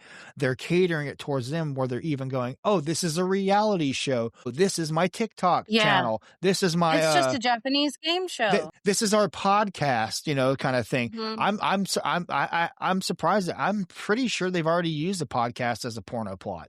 They had to have by now. There's so like Like that's there was a something. Howard Stern one. I remember that. Yeah. I seen that and I was The like, radio shows and stuff back in yeah, the like day it that were just like jumps that. around the counter and then like, it's like, I want to see Well, our guest up there was close. that one lady, Doctor back in the day, Oh, she Dr. was Ruth Dr. Ruth. She had like a radio Schlosinger show, or TV whatever. Yeah. show, whatever. Yeah. Then Yeah. there was also Drew and Dr. Drew. Yeah. the other dude, Adam Adam Carolla, Carolla. Yep. Yep. Yep. when they had their sex thing that they talked about Yep. stuff live. So I mean, it's been mainstream to talk about this kind of stuff, Yeah. and it's They've fine. been I mean, I'm not like normalizing a it. prude. Right. I don't subscribe to the idea that you should not talk about this stuff. I subscribe to the idea that you should talk about it in the sense of the truth, the honesty, and keep people ability People should be to aware. discuss what's going People on. should be Because aware. if you hide things and if you name things wrong and if you make it too comfortable, then you're allowing grooming to happen. Yeah, and you're And causing I think children that's where we're at. and you're causing impressionable people, not only just children, but even other people who have been maybe survivors or people who Right. have like been survivors of childhood trauma. Like, a girl or a guy may not know well, these people seem safe and they seem like they were kind of like my type of people. And I mean, like that's a bigger pipeline than people are willing to admit. But that it's like That's re-grooming, yeah, like refried grooming kind of vibe. reaccessing it, yeah. Reaccessing, yeah, which is straight up, you know what it is by then. And yeah, like, so that's important to talk about. But yeah, the whole thing about that conversation, that's when the guy was going off and he just wouldn't let it go. And then he came back with the snarky comments and stuff, which is just typical internet of anyone. But I mean, I'm used to that. But there's a certain vibe I've noticed I feel from people. And I've had it from all kinds of walks of life. People who said they're one person and they turn around and start saying just the most like demonic shit, honestly. And Oh, yeah. when you feel it, like you feel like the ugliness come through the words off the page. And it's like, wait, you're supposed to be a Christian, but you're calling me this and you're calling me that. And now you're just ignoring what I'm bringing you. Well, I'm not going to read all that shit. It was like, well, maybe you should, fool. Like, do you think Well, my that's where I time is, think they're bots, but yeah, yeah, when real people do that kind of stuff, it's concerning. I remember, and yeah, I know you gotta go, so just cut me off there whenever, you but go. that is exactly it. There's a scenario that I remember when a friend who was, like, a really good friend, like, I thought we were really good friends, but I knew he wasn't Christian, so I never held him to Christian standards. Yeah. He said something one time, we were probably 35, 36 years old. He said he had to date young because he is young, and I was like, "Well, I don't agree with that concept, and I would never date young. I mean, I date older anyway." I like my And he's age. like and I said, "Well, what do you m" I said, "Well, what do you mean by young? You're not young, so, like, what do you mean by Yeah. young?"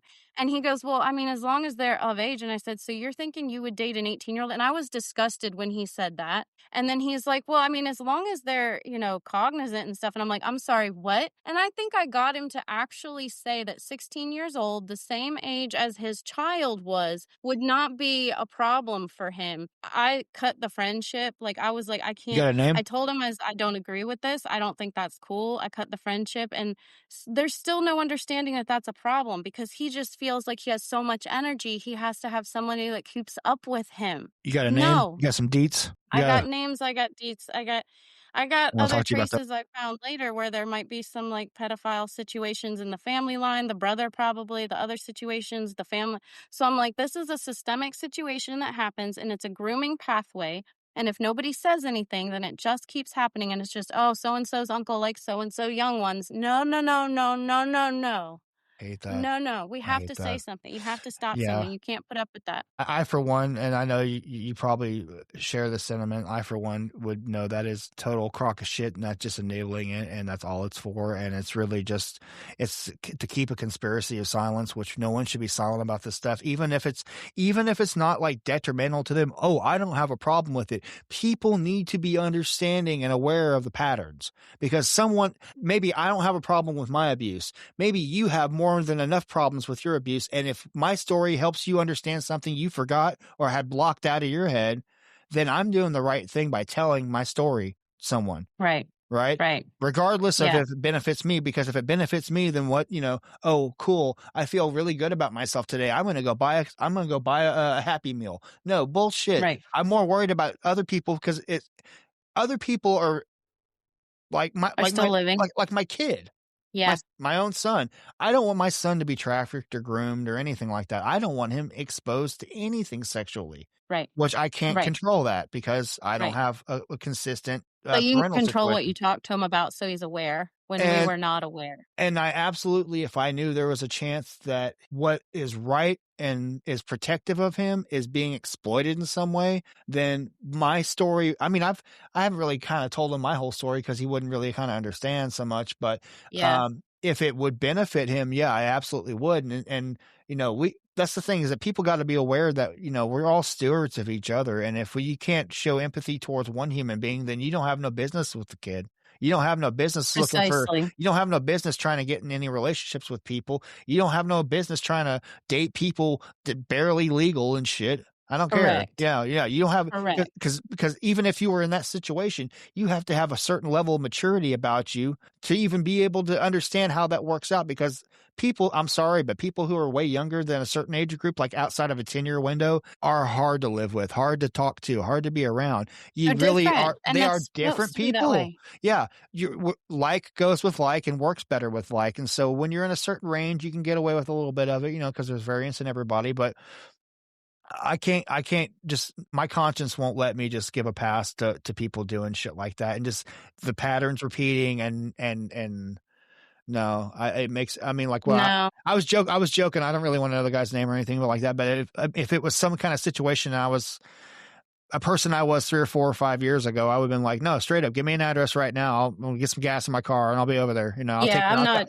I'll go I see mean, him." like, I'm not saying anything's Right. happening because God Bet. forbid something happens. I didn't give any names. Nobody knows You're anything. good. I'm Yeah, yeah, just yeah. saying that No, but there's I'm a just saying that's mentality how of people that want to protect, and there's a mentality of people that don't give a shit, there and are if you wolves, can't there are discern sheeps, and there are between the goats. 2, you will Yeah. definitely fall into some shit. There are wolves, there are sheeps, and there are goats, and there are shepherds, and there's a big line between the 4 groups there.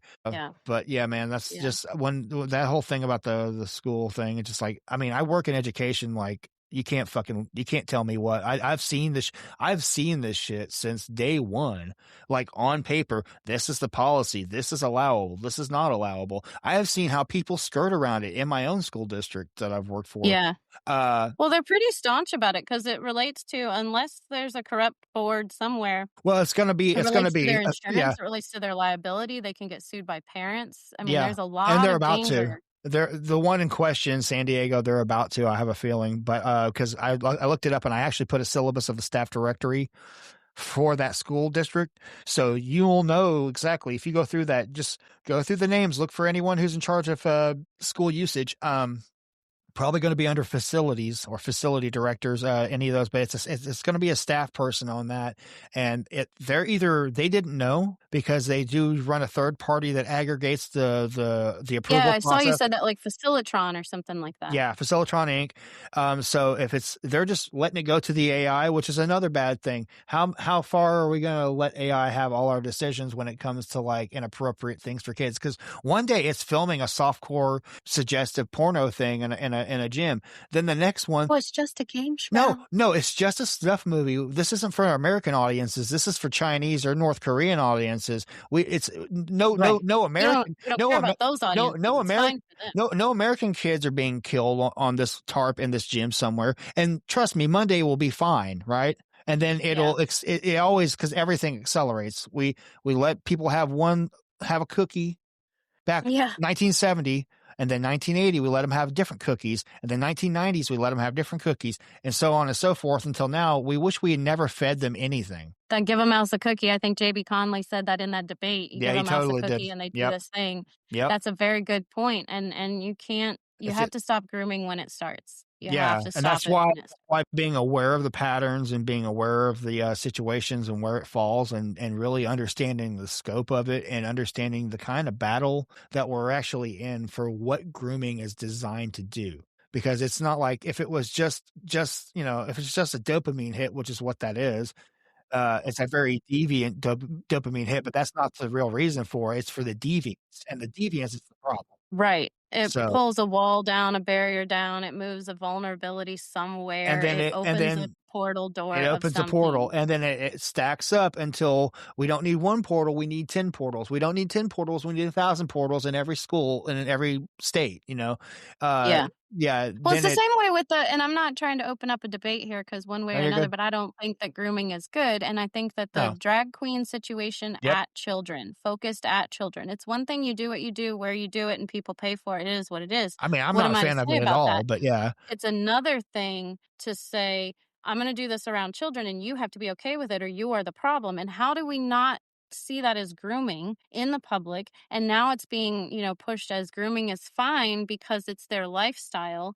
But no, like you would have a horrible situation if 2 straight people decided to do that in front of a school district, but because it's a drag situation, that's covered under some sort of a Right. governmental moral code, Yeah. and therefore it's okay. And so we are allowing grooming more and more and more and more and more in the schools, in the churches, in the children's networks. Plus, we're not being parents. There's so many people that cannot and will not and do not parent. Babies making babies, yeah. Yeah, Yeah. it's a frustrating cycle that I'm seeing, and it's a danger. But I think we've done a good, not that my 2 people that watched the thing is great, but I think talking about grooming, talking about, any sort of threads that you can cut off immediately that will protect you You know, I mean, you don't have to give in to conversation threads. Someone wants to Instagram message you and, hey, girl, you don't have to answer. I am really quick to cut somebody off in the worst way possible and make them feel like stupid. I mean, I look at it this way. When I see someone doing something like that and I give them the benefit of the doubt and they keep running over me and they're just trying to like, I'm just like, that's why I told him, I was like, yeah, dude, I know you're a fan of it. You can clean up with your fedora later because he put tis. Funny. And I was like, yeah. It's like, he's like, oh, such an original joke. I'm like, yes, it is. Thank you. It actually was. Thanks. Yeah. Because one thing I agree with John Rich on the Christian perspective is that Christ said to love your enemies, and that's true, and you should. But it doesn't say that you should love God's enemies. And the enemies of God are the enemies of God are very because it says it in capital letters. These things doth the Lord hate. Yeah. Anything that comes against his children. And those whose feet are quick to rush to shed innocent blood. That's the very first one. If that's the setup for all the others, because it is, because lying and cheating is the same as murder because the same guy did it first. So that's a question I'd like to ask you. In the sense of social media and the ability to cause someone to have a panic attack, anxiety attack, and social, to trigger him, maybe ideations that you wouldn't want to enact in somebody, you're constantly trolling on purpose to piss people off. Not what you were talking about, but like the trolls that do it to be irritating. I read what you're saying, and it goes to another conversation. Is that we had like offline, murder? Yeah. Is that like the same? Not like murder, but is it like the same sin thread? Projection. Yeah. You're projecting. It's evil. As in the occult, they call that evil eye energy. That's the same as projecting basically your hate towards someone else as a form of hurting them. This is why when you pray for your enemies, you dump hot coals on their head, because if they're the opposite dispensation of where you're supposed to be as a believer, you're supposed to be filled with the Holy Spirit. You're supposed to have love for other people. You're supposed to love your enemies. So when you love your enemies and you give them food when they're hungry, and you give them drink when they're thirsty, and you clothe them, and you take care of them, and you pray for them, it's like dumping hot coals on them because they're already at enmity to you. You can't change that enmity because that's God versus Satan. That's the enmity between the seed of the woman and the seed of the man, which is Christ versus Satan, so to speak. That's interesting. Right. So yeah, that enmity is God's, and no one can change it but him. So, and it's going to be here whether we figure out a cool social science way around it, or parapsychological way around it. We can call it a puppy dog anything other than a puppy dog, but at the end of the day, he's going to bark, he's going to poop, and he's going to want you to clean it up and give you food. So right, it doesn't matter. Yeah, that's a dog, right? So, but no, when you're talking about when people do that sort of stuff, like that type of projection and stuff, like that is very apparent, and that is, I mean, like you talk about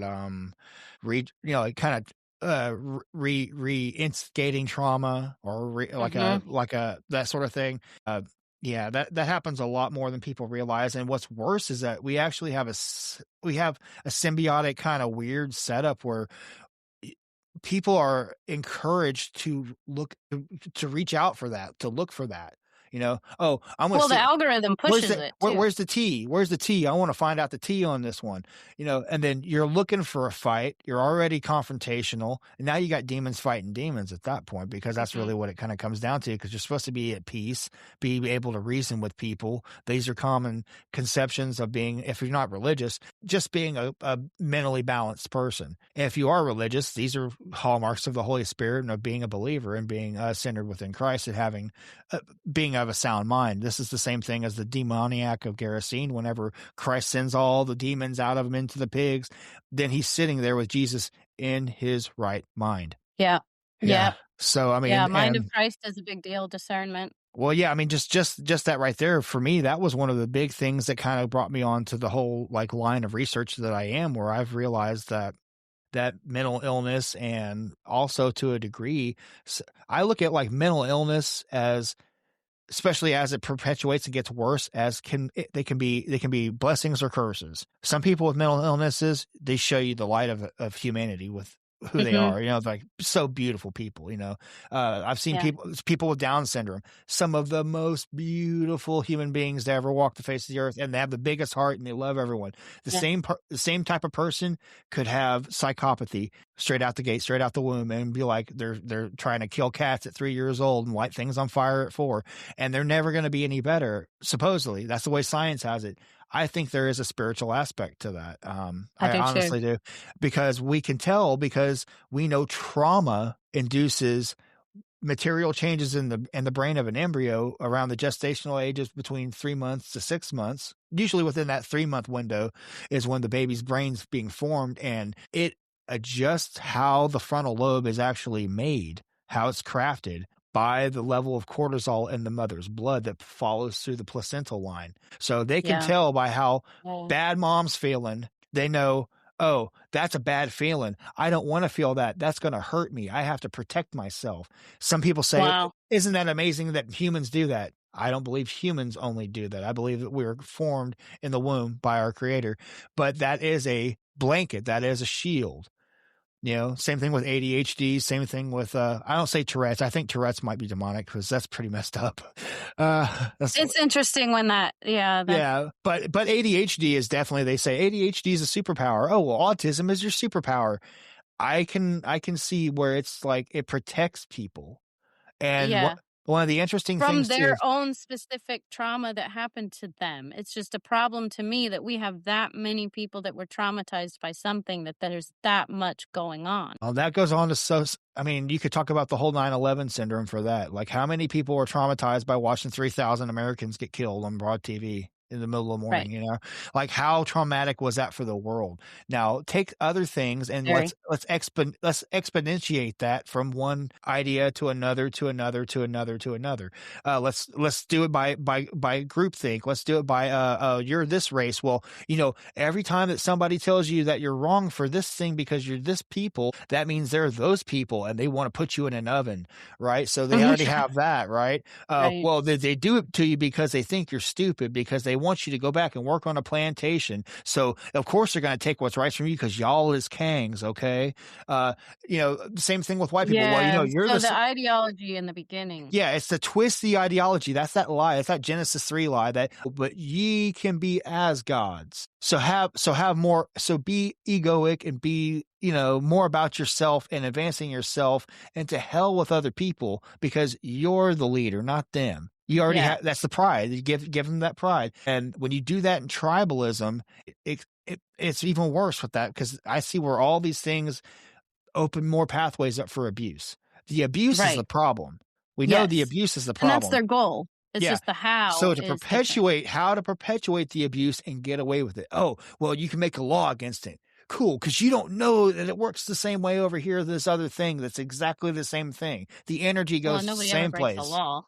Yeah, well, no one ever breaks a law, but also, like, what if you follow all the laws? I mean, how many serial killers did you know were law-abiding people until they were caught? Clean cut. The Ted psychopath Bundy, and the sociopath, John Gacy. we're not going to be able to stop. Yeah.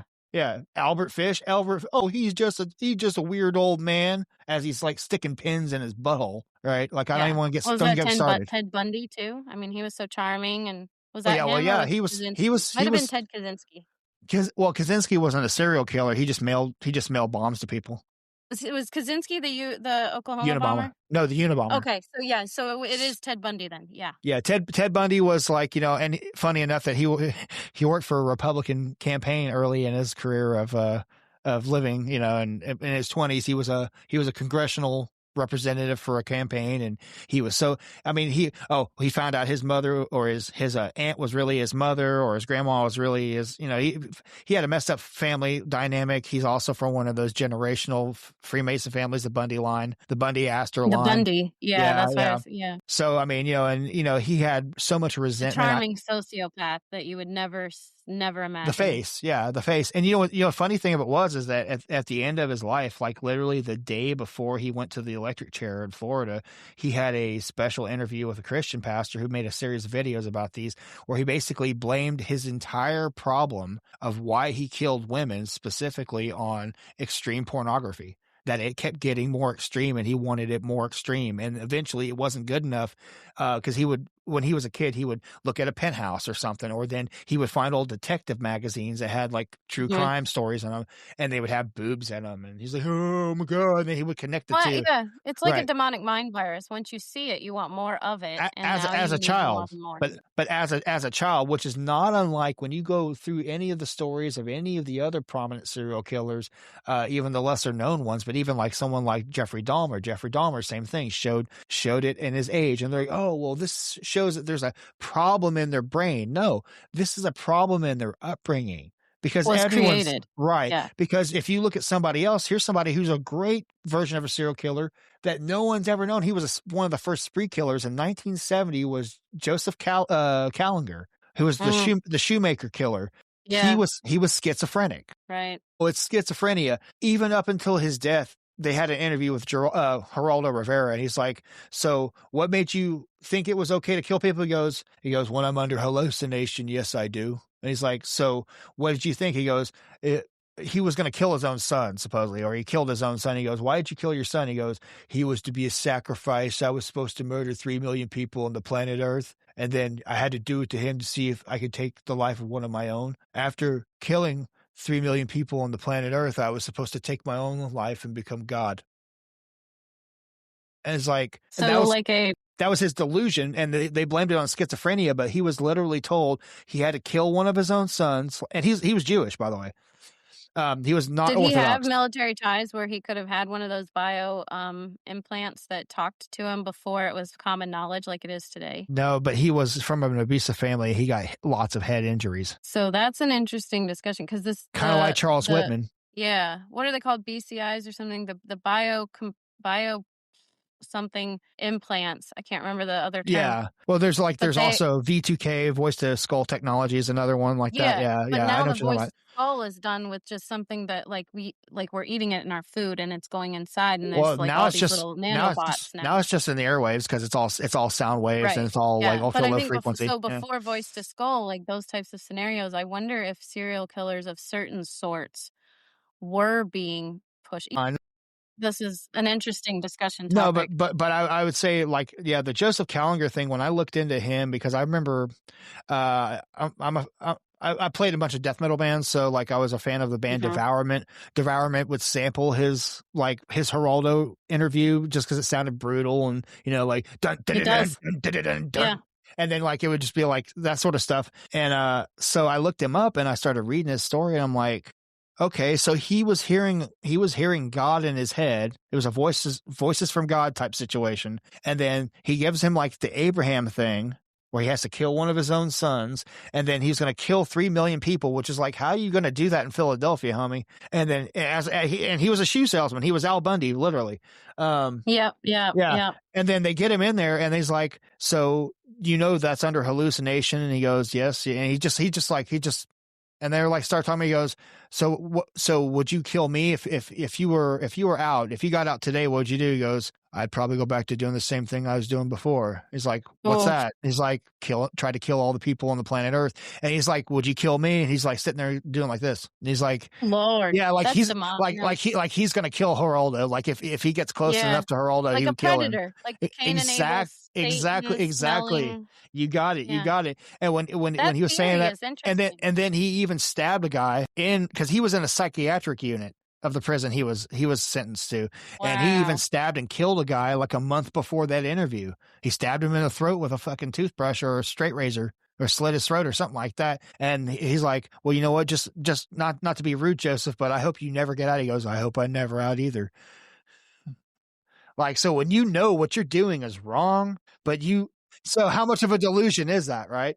It makes me wonder if there's like altars in that, which There is, is. an MK Ultra altar created scenario. You're still in charge of what the altars do, but it does give me some sort of an empathetic look at who created it, why. You have to be empathetic about it because it could be any of us. Like anybody could have Well, alters. seriously.